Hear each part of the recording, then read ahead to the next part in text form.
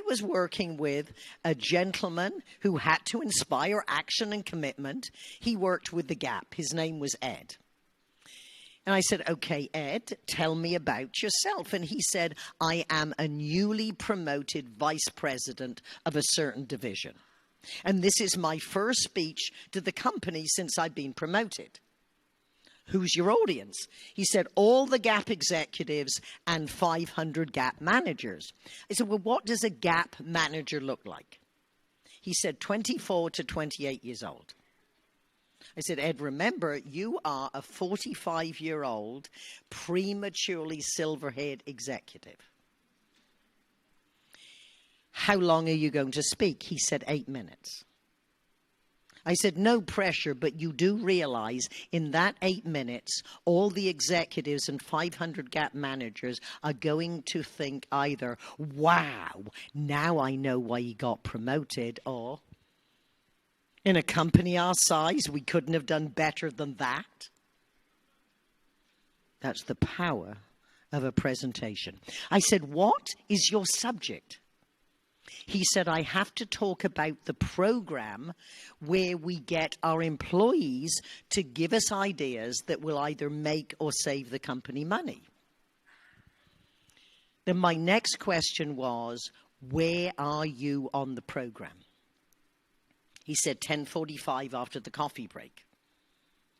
I said, there are 2 words you cannot begin your presentation with. In fact, if you do, I'm coming out the crowd and getting on stage and slapping you.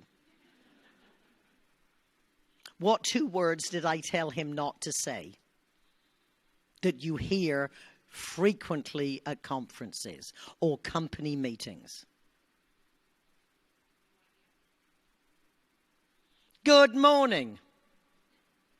If you're on at 10:45 in the morning and everyone is delivering 8 or 10-minute presentations, there have been at least 8 people on the program before you, and the chances are most of them started with good morning. That is very appropriate. First on the program as the MC. But if you are the 8th or 9th person, it is too predictable, it is boring.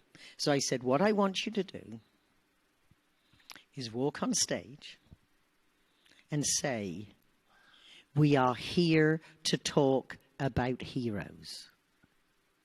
And everybody laughed. I didn't know they would laugh. He didn't know they were laughed, but he had enough sense to wait. Because you always have to respond as if you expected the audience would respond that way. And if you keep talking when they're laughing, you're going to program them you can't laugh. We are here to talk about heroes. They may be sitting in front of you. They may be sitting behind you. They may be you in the trenches, Gap heroes. I saw 500 Gap managers sit up, sit forward, and pay attention.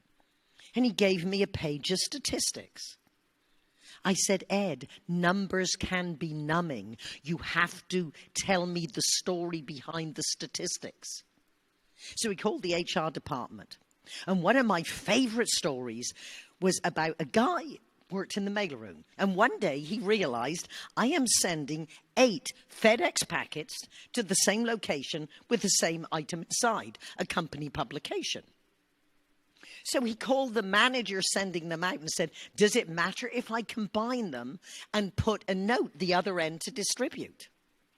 It was okay. He walked over to the other guys in the department and said, guys, if you find you're sending multiple items to one location, at least see if you can combine them with a note to distribute. After all, we own stock in the Gap. We don't own stock in FedEx.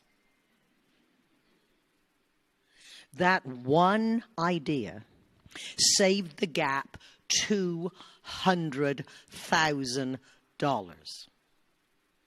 I said, Ed, you need to then answer the audience's unasked questions. So what did you do with the money? This is how you make your statistics sexy. $200,000 is 17 miles of shelving. It is another gene size we haven't designed.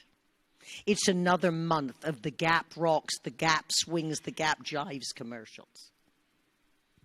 And then, so what's in it for me if you accept my idea? Then you tell them about the cash rewards. And as you walk out, you play David Bowie's Heroes. Now, of course, I use that as my walk-in music as well. The fact that my brother played on David Bowie's Heroes has no reason, nothing to do with me putting in every possible presentation I can. And then I said, Ed, do you have any kids at home? He said, yes, I have an 8-year-old daughter. I said, what I want you to do is sit her down and say, Daddy's going to tell you some stories about some interesting people he works with. Because if you can keep the attention of your 8-year-old daughter, there is a vague possibility you can keep the attention to 500 24 to 28-year-old Gap managers. Practice your stories on your children. And I said, Ed, I want you to be so good that every time your daughter hears you come in, she runs over and says, Daddy, Daddy, Daddy, tell me some more stories about those interesting people you work with. Because, of course, if you're going to speak in front of 500 Gap managers and all the executives, you have to practice and rehearse so that you can have fun. And he was the first executive on stage in that meeting that got a standing ovation. And this is the secret, is that when you are telling stories, you have to tell stories and populate those stories with flesh and blood characters that they relate to.